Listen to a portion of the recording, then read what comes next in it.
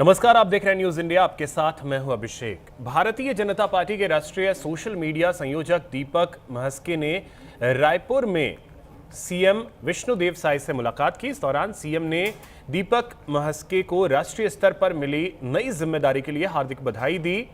बता दें कि बीजेपी के राष्ट्रीय अध्यक्ष नितिन नवीन ने हाल ही में अपनी टीम घोषित की थी।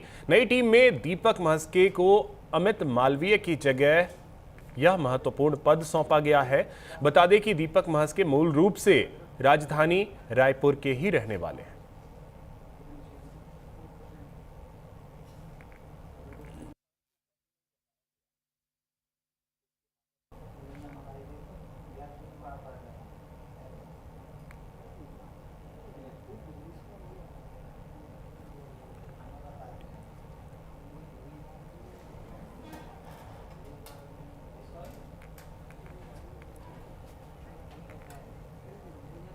सीएम विष्णुदेव साय ने कांग्रेस को निशाने पर लेते हुए गंभीर आरोप लगाया है। सीएम ने कहा कि कांग्रेस पार्टी ने जनजाति समाज को सिर्फ वोट बैंक के रूप में इस्तेमाल किया है। अगर वास्तव में किसी ने जनजाति समाज की चिंता की है तो वो भारतीय जनता पार्टी की सरकार है। अटल बिहारी वाजपेयी जी जब प्रधानमंत्री थे तब उन्होंने भारत सरकार में अनुसूचित जनजाति के लोगों के समुचित विकास के लिए अलग से मंत्रालय का गठन किया, जबकि यह काम कांग्रेस पहले भी कर सकती थी। वर्षों तक सरकार में रहने के बावजूद कांग्रेस ने अनुसूचित जनजाति के लोगों को सिर्फ वोट बैंक के रूप में इस्तेमाल किया। जी जब प्रधानमंत्री थे, देखिए कांग्रेस पार्टी को देश की जनता और अनुसूचित जनजाति के लोग 50-60 वर्षों तक देखे हैं और कांग्रेस पार्टी ने आदिवासियों को, जनजाति समाज को सिर्फ वोट बैंक के रूप में इस्तेमाल किया है। उनका अगर वास्तव में कोई चिंता किया है तो भारतीय जनता पार्टी की सरकार ने किया है। श्रद्धेय अटल बिहारी वाजपेयी जी जब प्रधानमंत्री थे तो उन्होंने भारत सरकार में वहीं पूर्व मुख्यमंत्री भूपेश बघेल ने बीजेपी सरकार पर आदिवासी हितों की अनदेखी का आरोप लगाया। उन्होंने कहा कि कांग्रेस सरकार के दौरान विश्व आदिवासी दिवस पर अवकाश और कार्यक्रम आयोजित किए जाते थे, लेकिन मौजूदा सरकार ने इन आयोजनों और उनसे जुड़े विज्ञापनों को बंद कर दिया है। बघेल ने आरोप लगाया कि बीजेपी सरकार का रवैया आदिवासी विरोधी है।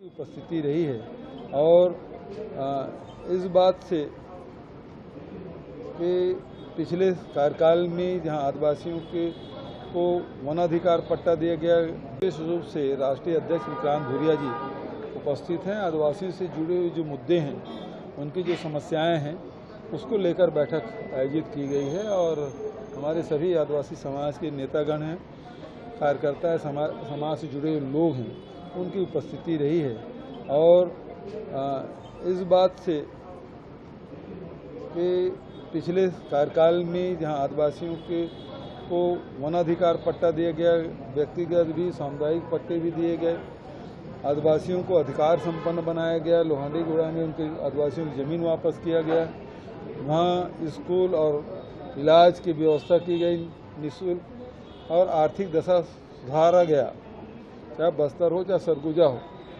और आज सारे अधिकार छीन लिए गए हैं, आदिवासियों की फिर से बदहाली शुरू हो गई है। शिक्षा और स्वास्थ्य के जो कार्यक्रम हैं वो भी अब बंद हो गए हैं। रक्षाबंधन को देखते हुए छत्तीसगढ़ सरकार ने महतारी वंदन योजना की 31वीं किश्त को बीते रोज जारी कर दिया। इस बीच बीजेपी ने प्रेस कॉन्फ्रेंस कर योजना से महिलाओं को मिल रहे लाभ और आर्थिक आत्मनिर्भरता को लेकर जानकारी दी। सरकार का दावा है कि योजना का लाभ बस्तर के ग्रामीण और दूरस्थ क्षेत्रों की महिलाओं तक पहुंच रहा है। वहीं महतारी वंदन पोर्टल बंद होने के सवाल पर बीजेपी ने जल्द दोबारा शुरू किए जाने का आश्वासन दिया। प्रदेश में महतारी वंदन योजना के तहत 31वीं किस्त जो कि जारी हो चुकी है। ऐसे में रक्षाबंधन से ठीक पहले ही जो कि बात की जाए तो यह किस्त जारी कर दी है। इसी विषय को लेकर के हमारे साथ इस वक्त मौजूद हैं जो प्रदेश प्रवक्ता शताब्दी पांडे जी, उनसे हम बात करने की कोशिश करते हैं इसी विषय को लेकर के। जिस तरीके से हम देख पा रहे थे कि रक्षाबंधन से ठीक पहले यह किस्त जारी कर दी गई है, इसे कैसे देख रहे हैं और क्या कुछ आज पूरे मामले को लेकर के आपने प्रेस कॉन्फ्रेंस भी किया, क्या कुछ कहना चाह रहे हैं इस पूरे विषय पे? बस यही कहना चाह रही हूँ कि जिन उम्मीदों के साथ हमारे मुख्यमंत्री जी ने, हमारे भैया विष्णु भैया जी ने सभी बहनों को राखी की सौगात दी है, बहनें उसी उमंग और उत्साह के साथ ये त्योहार मनाएं। इस किश्त को समय से पहले जारी करने के पीछे भी मकसद यही था सरकार का कि ये किश्त सितंबर में जारी होनी थी, लेकिन अभी बहनों के हाथ में पैसे आ जाएंगे तो पिछली किश्त और ये किश्त मिलाकर बहनें कम से कम राखी के त्योहार में उसका उपयोग कर पाएं। अब तक 31 किश्त जारी हो गई है। पहले 19,444 करोड़ रुपए ट्रांसफर हो चुके थे और इस किश्त को मिलाकर 20,076 करोड़ जारी हो गए हैं। और इससे मैं ये देख रही हूँ कि न केवल 1,000 रुपए महीना बहनों को मिलता है, अपितु बहनें स्वावलंबन के छोटे-छोटे कार्य कर रही हैं। मैं आपके माध्यम से, चैनल के माध्यम से सभी बहनों से अनुरोध करूँगी कि अतिशीघ्र अपना ई-केवाईसी करवा लें। तो एक बार ये पूरा क्लियर होने के बाद आने वाले समय में निश्चित रूप से पोर्टल ओपन होगा और बहनों को इसमें लाभ मिलेगा। देखिए, जिस तरीके से देखा जाए तो महतारी वंदन योजना को लेकर के जिस तरीके से प्रदेश में जो महिलाएं हैं सशक्त हुई हैं, उसे लेकर के आज प्रदेश प्रवक्ता शताब्दी पांडे ने इस पूरे मामले को लेकर के चर्चा किया। कैमरा पर्सन इमरान के साथ मैं शंकर, न्यूज़ इंडिया, रायपुर। छत्तीसगढ़ में पर्यटन, संस्कृति और धार्मिक पर्यटन को बढ़ावा देने के लिए सरकार का रोड मैप तैयार है। चित्रकूट के पास 25 करोड़ की लागत से टेंट सिटी विकसित करने की योजना है, जबकि नवा रायपुर में 350 करोड़ की फिल्म सिटी का निर्माण किया जा रहा है। होम स्टे पॉलिसी के तहत 7 जिलों के 85 लोगों का चयन किया गया है और स्थानीय युवाओं को पर्यटन गाइड की ट्रेनिंग दी जा रही है। राम वनगमन पर्यटन परिपथ के अगले चरण में 31 स्थानों को विकसित करने के लिए चयनित किया गया है। वहीं सिरपुर को विश्व धरोहर के रूप में स्थापित करने की पहल के साथ संस्कृति और पुरातत्व से जुड़े कई प्रोजेक्ट पर काम जारी है।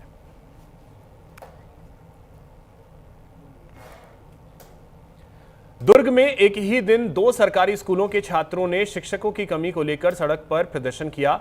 सेलूद के बाद धमधा के पेंड्राइवन हायर सेकेंडरी स्कूल के छात्रों ने भी खैरागढ़ धमधा मुख्य मार्ग पर चक्का जाम किया।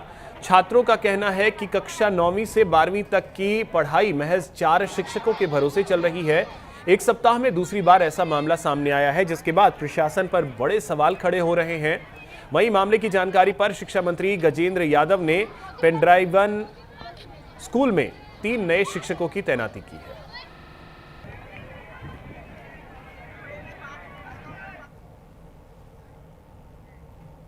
राजधानी जयपुर में ट्रैफिक व्यवस्था को नया रूप मिलने वाला है। सांसद बृजमोहन अग्रवाल ने केंद्रीय मंत्री नितिन गडकरी से मुलाकात कर छत्तीसगढ़ की सड़क परियोजनाओं पर चर्चा की है।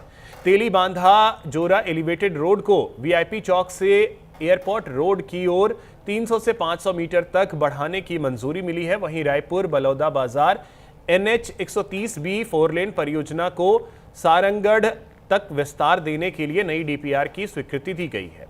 बलौदा बाजार भाटापारा के औद्योगिक क्षेत्र के लिए नई कनेक्टिंग सड़क और अन्य फ्लाईओवर परियोजनाओं पर भी सकारात्मक चर्चा हुई है।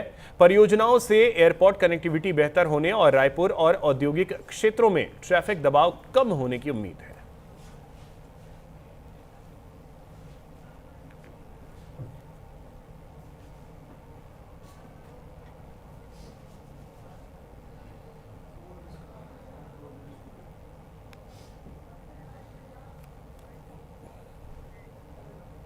राजधानी रायपुर में जाम, अवैध पार्किंग और अतिक्रमण को लेकर सवाल उठ रहे हैं। लोधीपारा चौक, शंकर नगर, संतोषी नगर समेत कई इलाकों में जाम की स्थिति बनी रहती है। शहरवासियों का आरोप है कि अतिक्रमण और पार्किंग पर कार्रवाई के बजाय ऑनलाइन चालान पर जोर दिया जा रहा है। खराब ट्रैफिक सिग्नल, मॉडिफाइड साइलेंसर, लापरवाह ड्राइविंग और सड़कों पर मवेशियों की मौजूदगी से भी परेशानियां हो रही हैं। वहीं एसीपी ट्रैफिक सतीश ठाकुर ने व्यवस्था में सुधार का दावा करते हुए ड्रिंक एंड ड्राइव, तेज रफ्तार और यातायात नियमों के उल्लंघन पर कार्रवाई जारी रखने की बात कही है।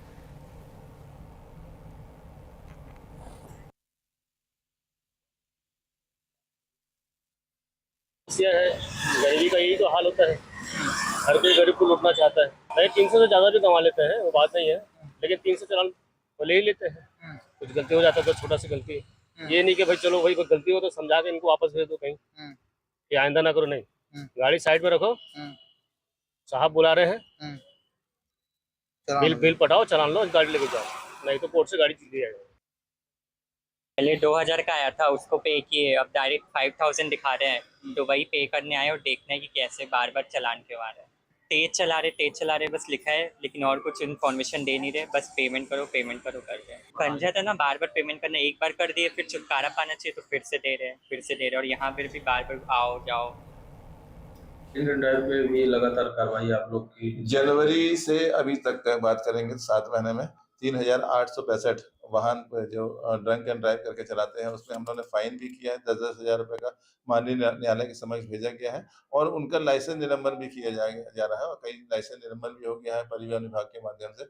और पिछले साल की अपेक्षा इसमें हम लोगों ने जो कार्रवाई है, पिछले साल भर में की जो कार्रवाई थी वो 1800-1900 कार्रवाई थी। इस बार हम लोगों ने उसकी कार्रवाई को बढ़ाया भी है, तो इसका फायदा भी मिला है कि जो सड़क में दुर्घटनाएं होती थी, एक्सीडेंट होता था ड्रंक एंड ड्राइव के कारण, उसमें निश्चित रूप से कमी आई है। लोग जागरूक हुए हैं और जो युवा वर्ग है उनसे भी हम लोग यही संदेश देना चाहेंगे कि खतरनाक ढंग से वाहन न चलाएं, ड्रंक एंड ड्राइव करके वाहन न चलाएं, यातायात नियमों का पालन जरूर। नमस्कार, आप देख रहे हैं न्यूज इंडिया। मेरा नाम है अखिलेश द्विवेदी, मैं इस समय राजधानी रायपुर में हूँ।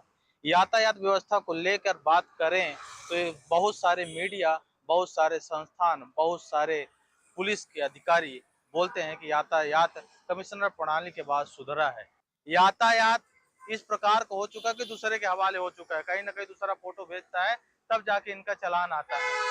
तो जिस प्रकार के चालान भेज रहे हैं, एक व्यक्ति नौकरी करने के लिए निकलता है, 500 रुपए दिन का कमाता है, लेकिन वहीं पर 5000 का चालान आ जाता है तो कहीं ना कहीं उसका आह निकल जाता है।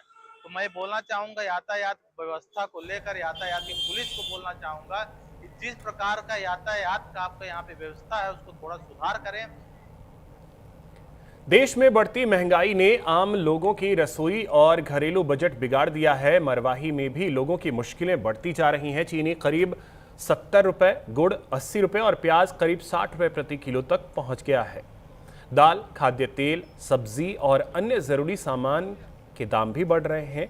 दिहाड़ी मजदूर, छोटे किसान और सीमित आय वाले परिवार सबसे ज्यादा प्रभावित हैं। देखिए लोगों का क्या कुछ कहना है। इस समय हम मौजूद है मरवाही में। आपको मैं बता दूं, पूरे भारतवर्ष में महंगाई की मार झेल रहा है।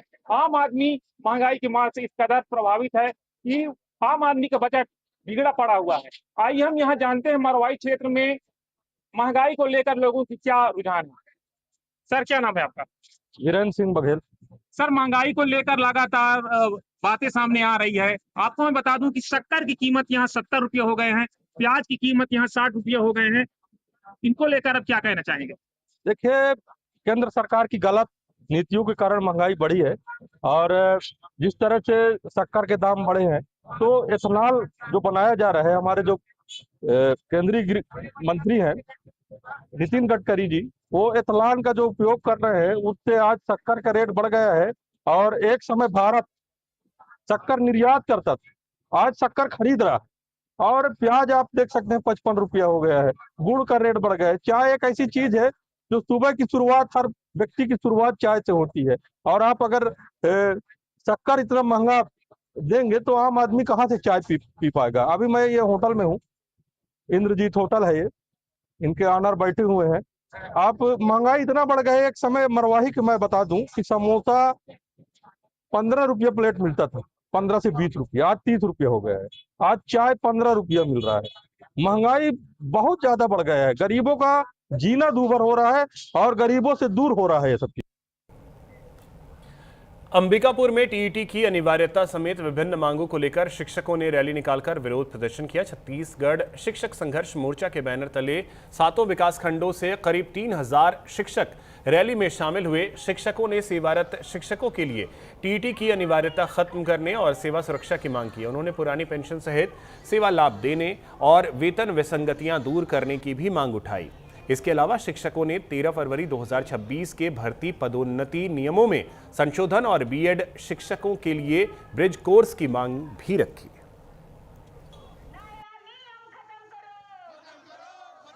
जी हम आज देखिए हम आज विद्यालय छोड़ के सड़क पे हैं।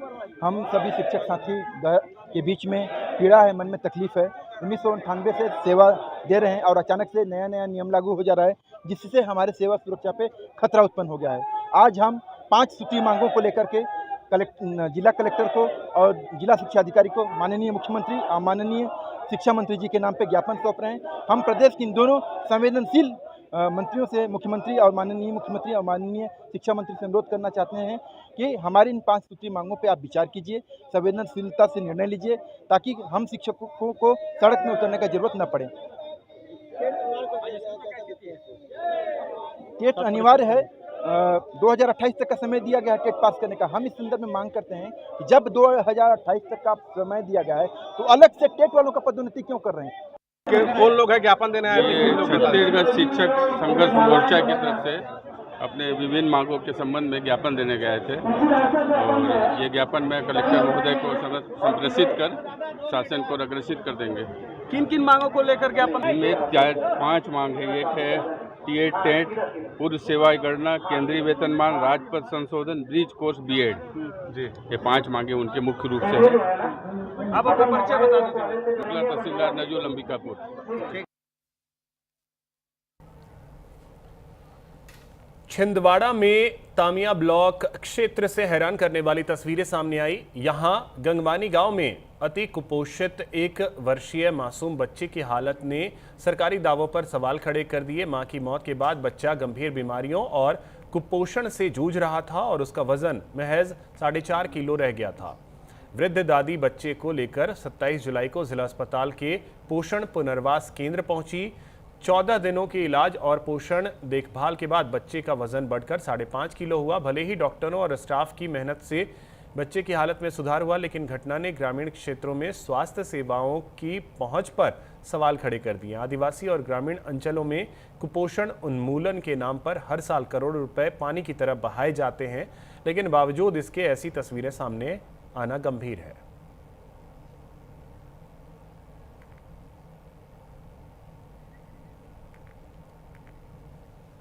इसी के साथ इस बुलेटिन में इतना ही। नमस्कार।